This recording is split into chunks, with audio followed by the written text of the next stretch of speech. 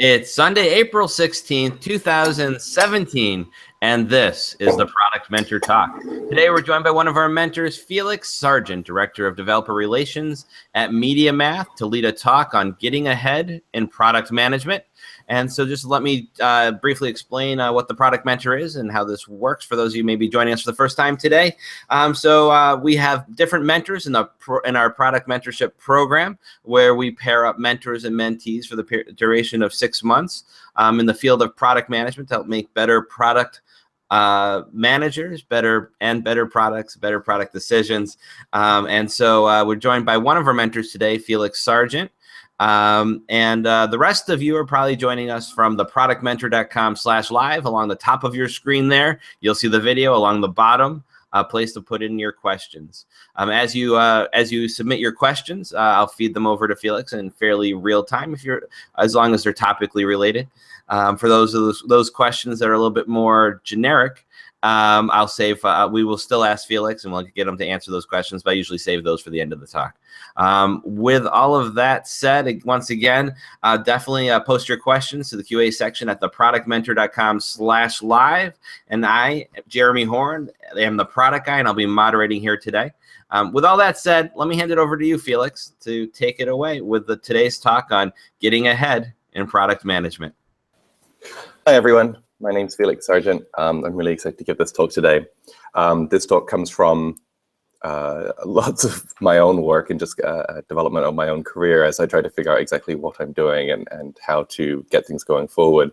Again, to repeat what Jeremy said, if you have any questions, feel free to interrupt. A lot of this is going to be personal anecdotes. So I'm going to be telling a few stories, going through my own experience. And if you ever need some more fidelity on it, personal stories, you never know exactly what to fill in and what to leave out. So feel free to chime in. All right, let's get going.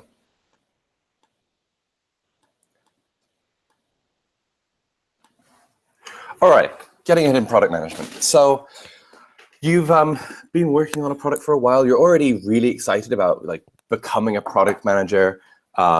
You've been working tirelessly on your project, and through thick and through thin of about a course of a year and a half, you've got it out the door, and there's a huge celebration. Everyone has bagels. It's exciting. There's even champagne, and you think, great, I've done it. I've launched. I'm awesome. The president of the company knows my name. Cool. And then a couple of weeks later, you said, hey, by the way, do you remember our release? And they're like, yeah, it's good. Yeah, we know. Congratulations. A little bit of a golf clap. And week by week, it tends to go into this. You've released, you're dealing with incoming customer requests, and you're doing small feature launches. And eventually, you kind of start looking at your desk like this. You're like, well, it's working, and it's making money, and it's stable because I've done the right thing. But what am I doing now? How do I go from having released a successful product, overcome all the odds in the world to be able to make something out of nothing? And now suddenly I find myself, well, how did I get here? What am I doing? Who am I? I've personally gone through this kind of journey in releasing Rackspace's autoscale product.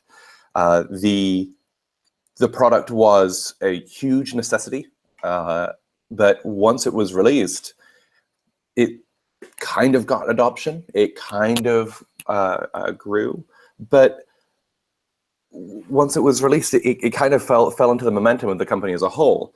There wasn't much as a individual product manager that I could do, and because the way that we released it, we released a lot of the really big core features. There wasn't a lot more that we could do without taking on a much bigger project that we didn't necessarily have the resources available to do at that time. So I start looking in the mirror and I go, who am I? What do I do?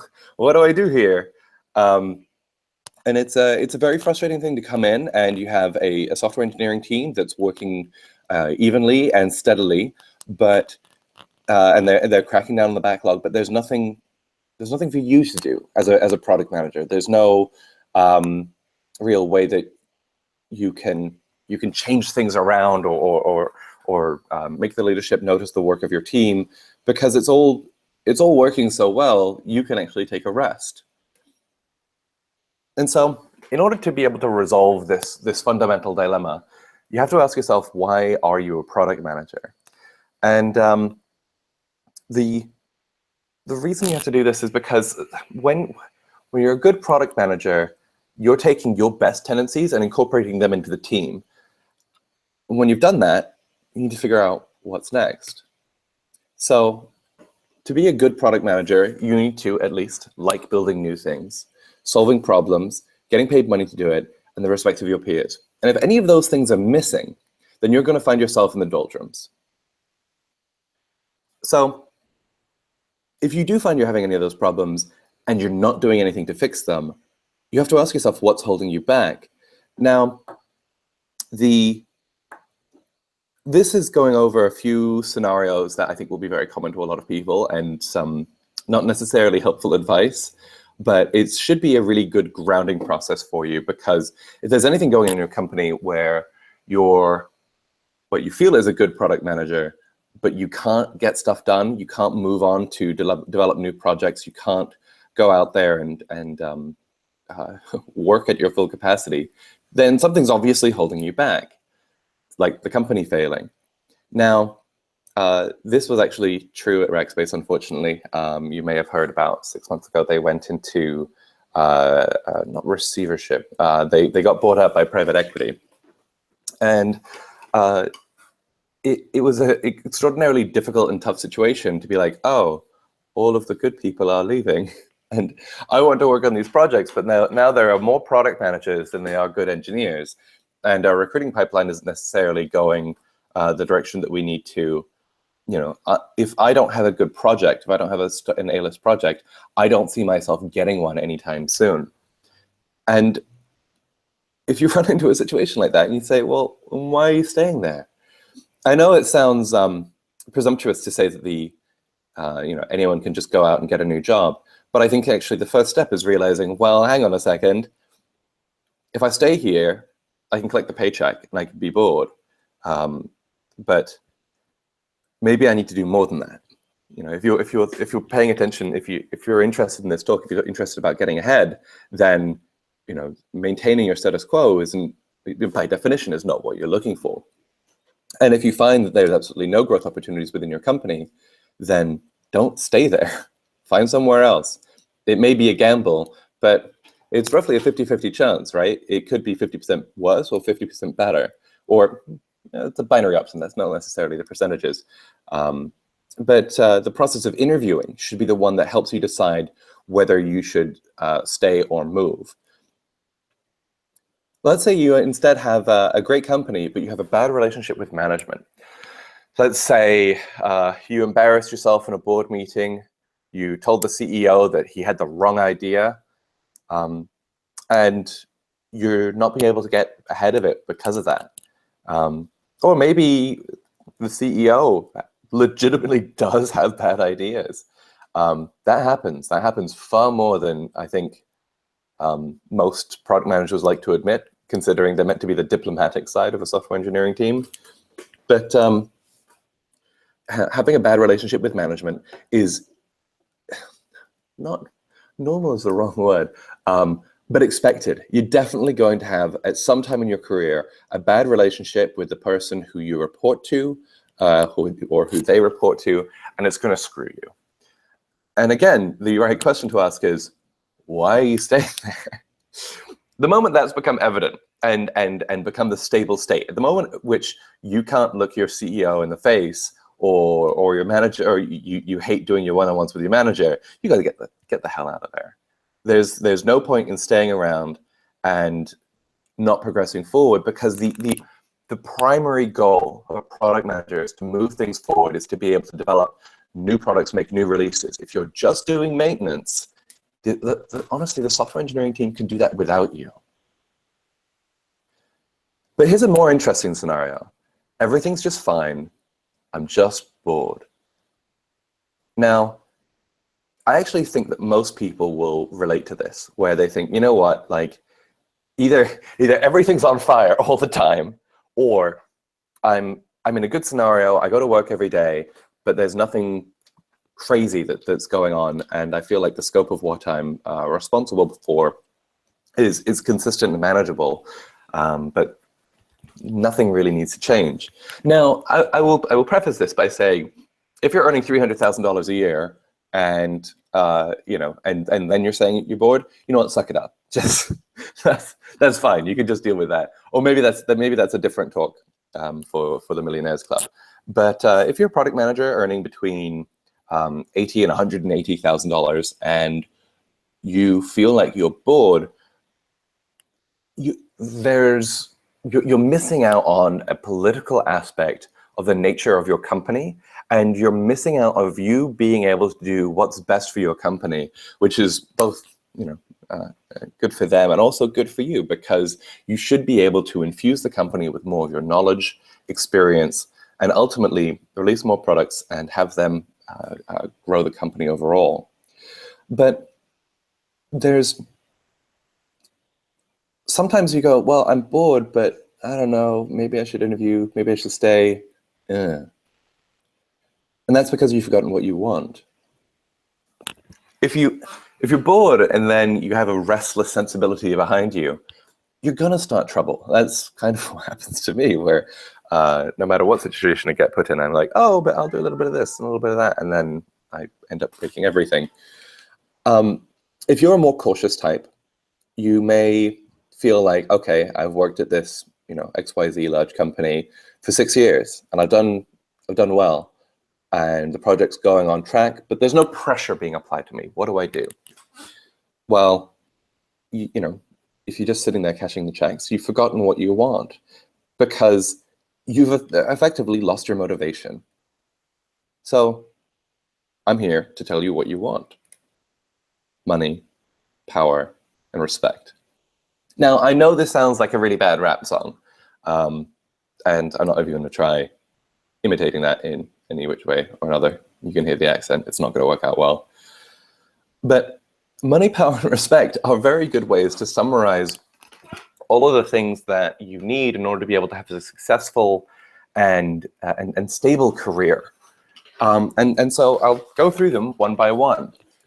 One is money. Now, if you've got a good job and you have the power and the respect that you deserve, but they're not paying you enough, your heart's not going to be in it, because part of you is going to be like, oh God, I can't feed the cat, And there are always ways for you to be able to get more money out of the scenario that you're in, if you're delivering good product and if the company is moving well.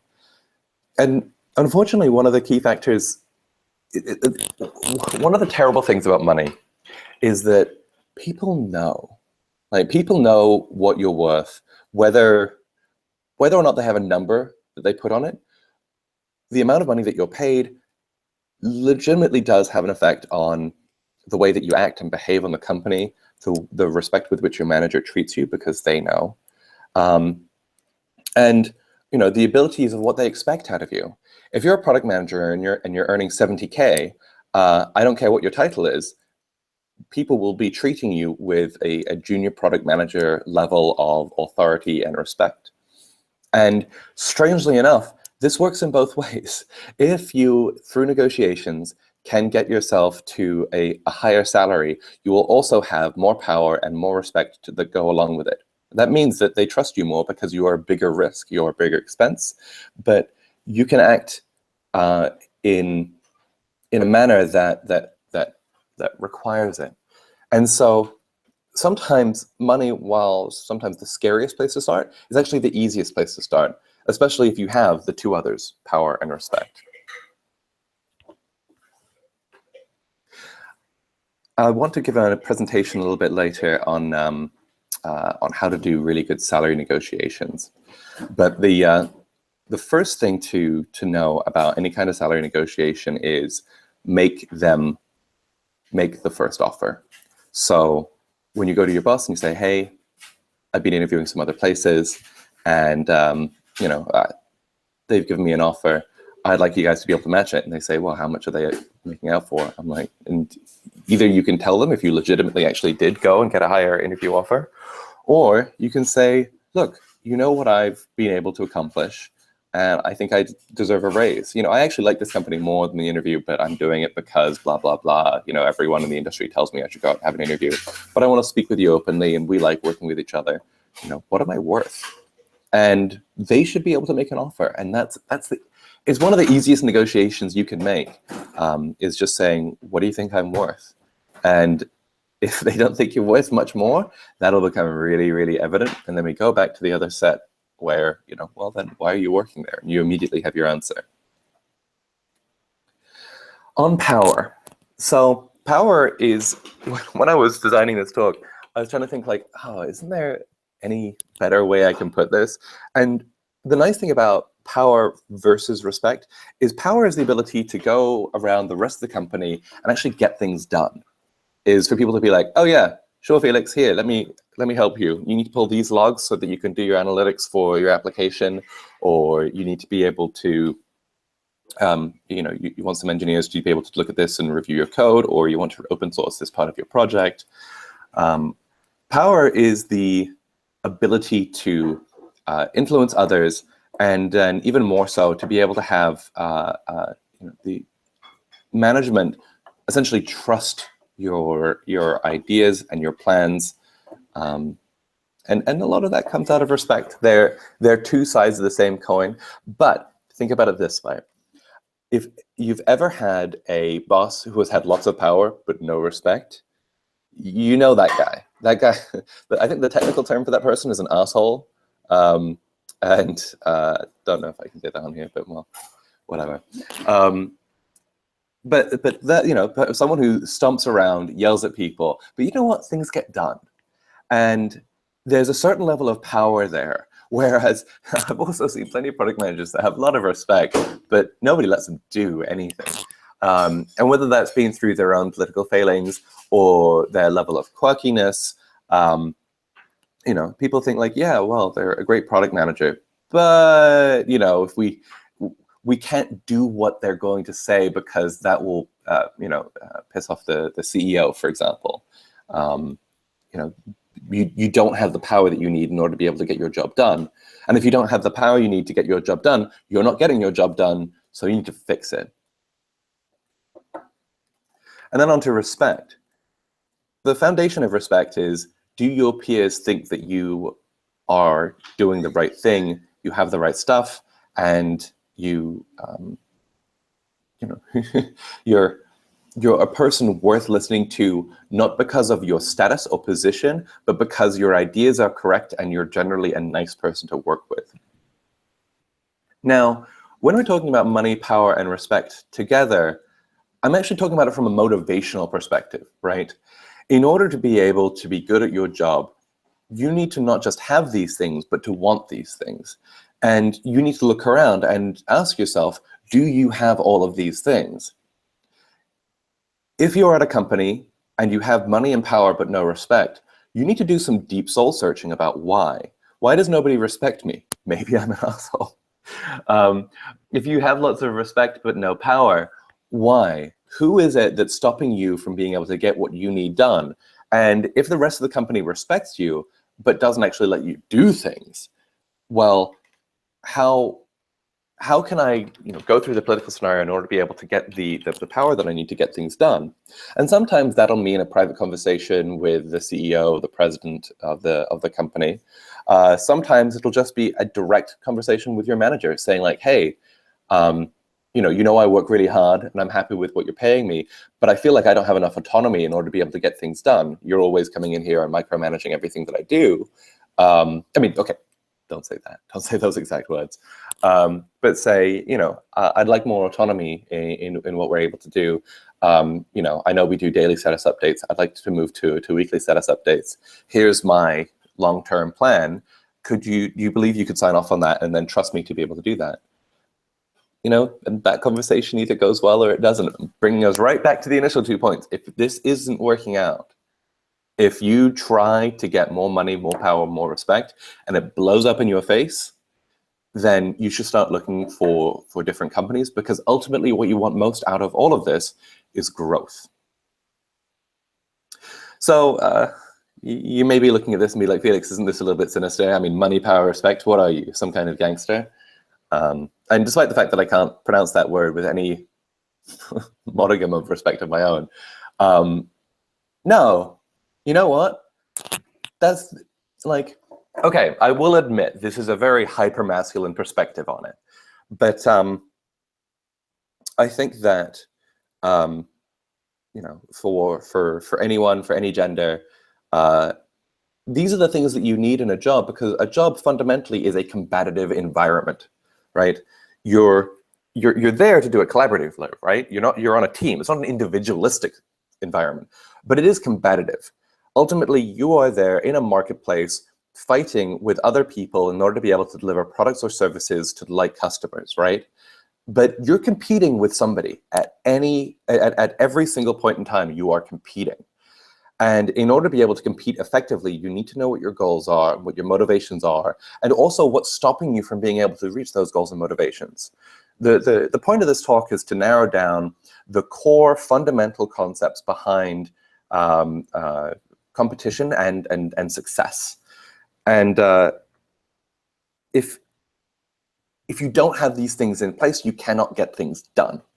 And you know, if you disagree with that, please bring it up in a question.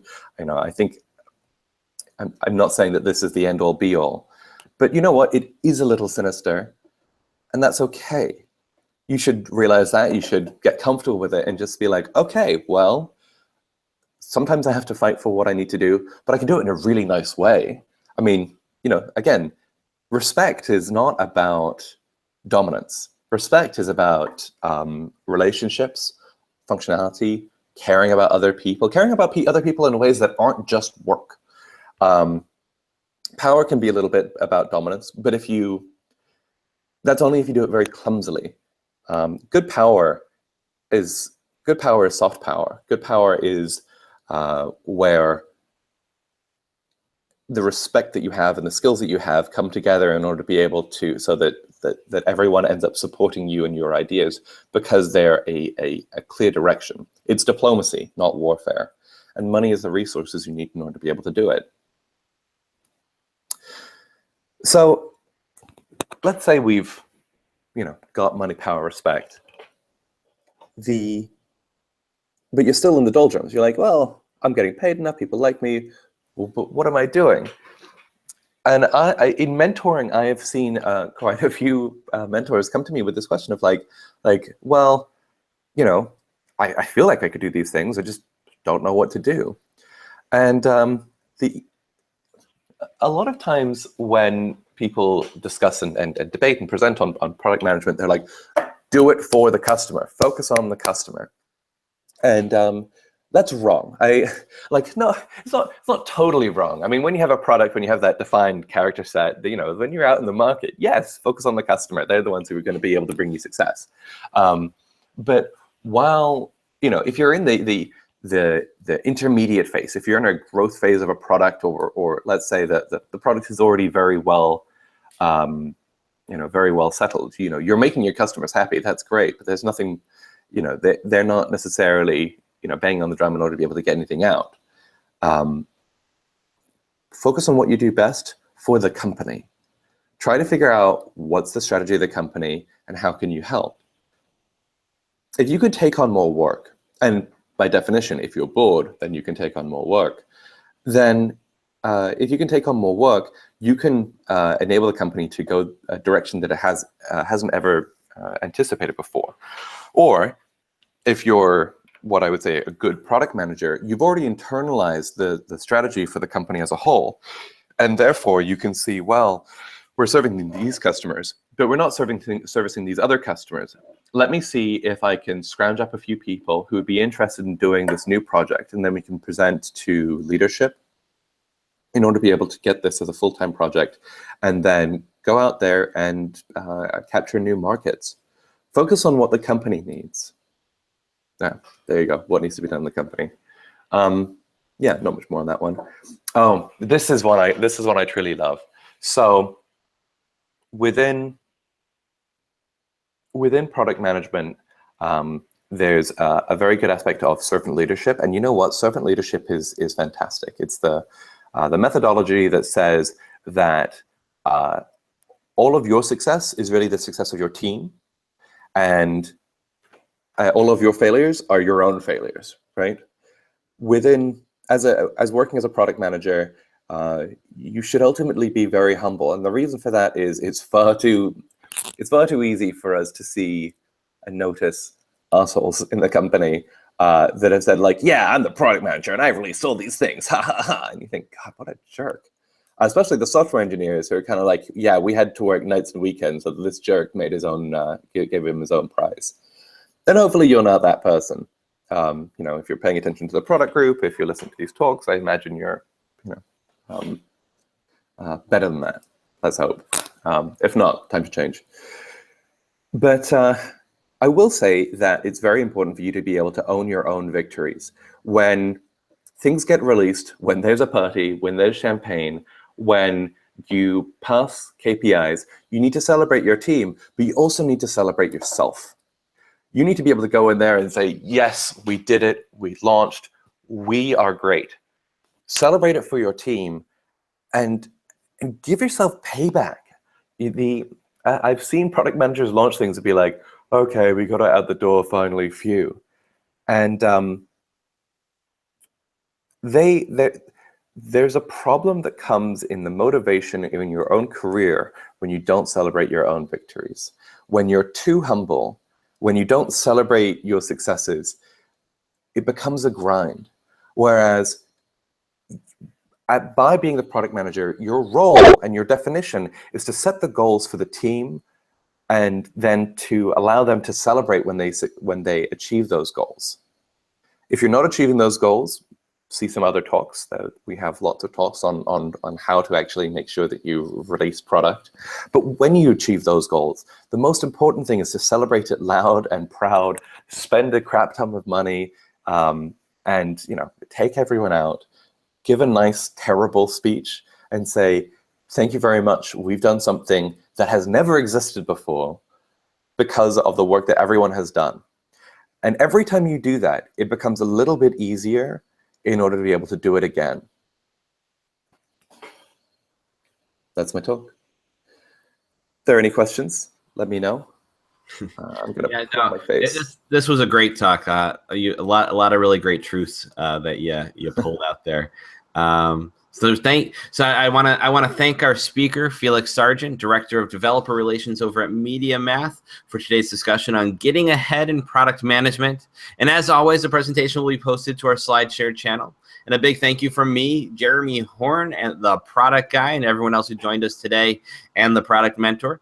And also, don't forget, if you're interested in being a product mentor like our very own Felix, definitely go to our website at theproductmentor.com and sign up today. We can always use more mentors. And also, if you're looking to fill a new product job with a great product person, visit our very own free-for-all job board at theproductjobs.com. And with all that said, thank you guys, and I'll see you guys all next time. Bye.